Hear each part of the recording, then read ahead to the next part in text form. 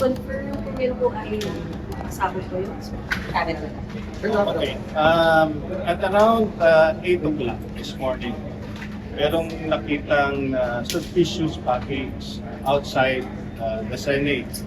No? It's around 150 meters from our gate, and it was initially seen by personnel of a towing truck.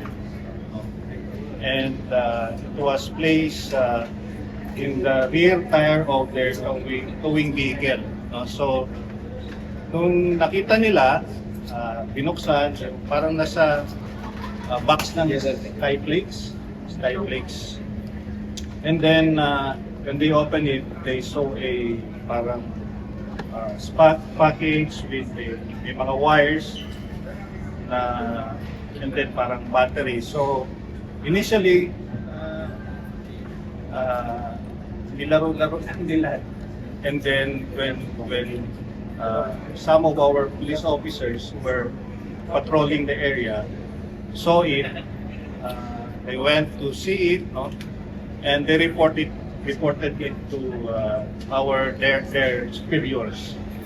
So our EOD personnel responded, and now the package is being investigated. So it's with SOCO right now, no? Yung package is with SOCO right now to determine kung it is really an IED, improvised explosive.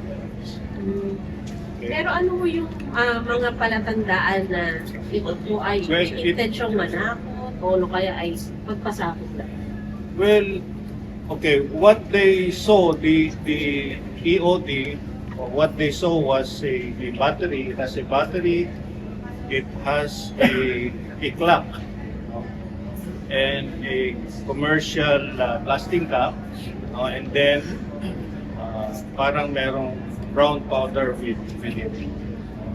So that is why it was initially sinabi nga nila it's a suspected improvised explosive. How did the OSAWE acted upon receiving the referred report? Well, of course, naka-heightened alert naman tayo, no, because of Quezona and opening ceremony of the Congress. And right now, so mas lalo natin paigtingin, of course, yung ating security dito sa loob ng Senado at sa labas. Sir, sorry so positive na ba siya na ID? May report na positive. Well, I still have to get the official report from the Philippine National Police, no? But the last time I called them up, sabi ng Chief of Police natin ng Pasay natin ay pinadala na sa SOCO to determine if it's really an IED. But katulad ng sinabi ko sa inyo, yung merong battery, merong clock, merong blasting cap, so merong brown powder. So kaya nga tinawag nating suspected IED siya. Sir, nasabi na ito kayo SPP? Yes. So the Senate President directed the OSA to intensify ating security operations dito sa Senado, no? So we will intensify the security operations here in the Senate. Sir, prior to this, nakatanggap forms po of pag-intensify ng security measure. Dadagdag po ba ng mga security measures? Yes. We will add more security personnel on the grounds, and of course, mas paigtingin natin yung pag-inspeksyon ng mga taong papasok dito sa Senado. Not only inside but also outside, kasi we are in close coordination naman with the Philippine National Police. Prior to this, meron tayong mga reports. Other part of the suspected IED. Yes, right now, because wala pa namang official report from the Philippine National Police. Prior to this, sir, may mga intel report ba na nakalap na inigay ang authorities sa Senado na may ganitong gagawin?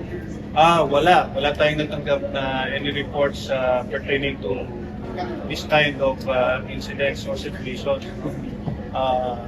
Of course, meron tayong mga natatanggap na report on protest rallies, pero yung mga ganitong incidents Sir, yung adjustment sa security protocols, today lang o hanggang sa mga susunod na araw?